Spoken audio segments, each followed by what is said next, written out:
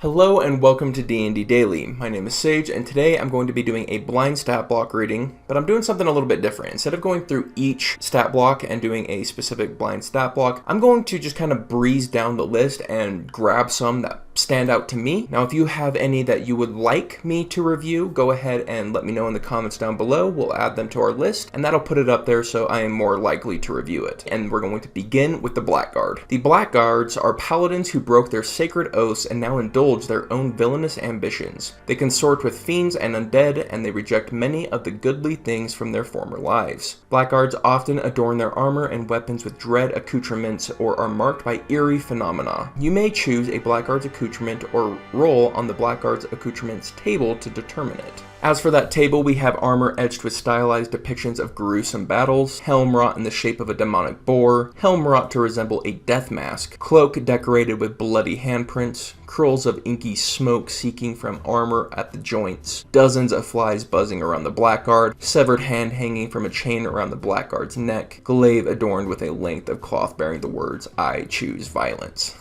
I really like those flavor accoutrements that they gave us. Those are all very visceral and give a character a unique spin. Now, before I even get into this, the reason I chose this is I feel like this would be a good tier 1/tier 2 dark paladin villain.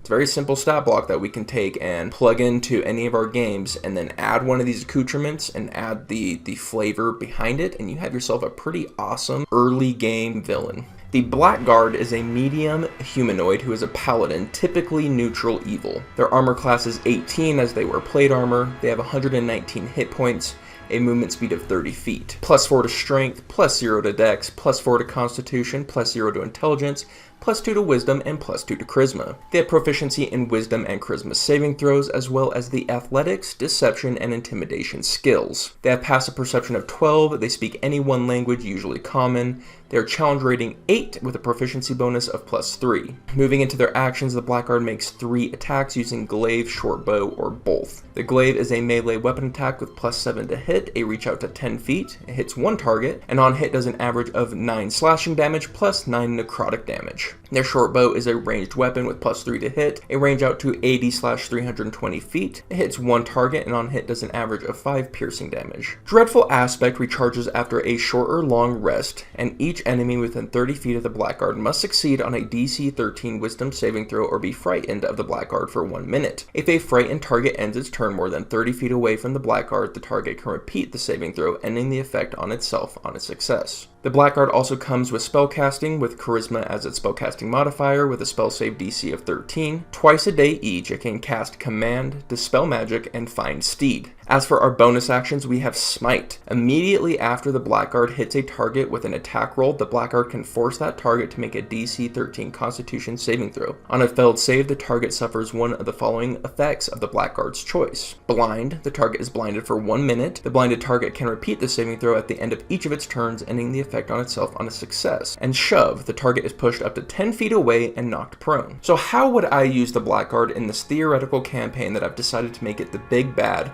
for early levels, 1 through 5, for example? Well, first off, in our flavor text, it says that we work with fiends and undead.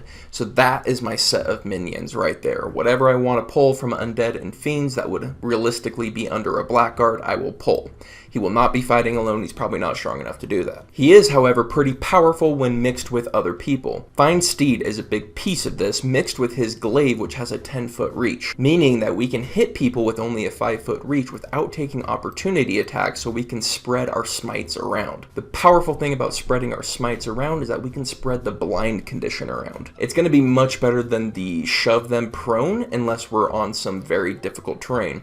So I might even have multiple different combats with this big bad. There might be an open field where he's using zombies or whatever, and then he's on his dark steed rolling around with this nasty glaive and hitting people at 10 feet, blinding them, and that's that combat. And then maybe the ending combat is on a mountaintop with very treacherous terrain where he is knocking people off these cliff sides to kind of increase his difficulty in a more one-on-one fashion, or a more party faces him in his last moments. So at the end of the day, for me, it's a cool stat block for any Dark Paladin you want. But really, to me, it's the accoutrements and the flavor and the potential for an early big bad that really drew me to the Blackguard. But I want to hear what you would do with the Blackguard. Let me know in the comments down below. How would you run it? Would you use it as a big bad, side villain? I would like to hear. We're D&D Daily. We release new D&D content all the freaking time, every single day. So if that's interesting to you, hit the subscribe button, and I'll see you tomorrow. Peace.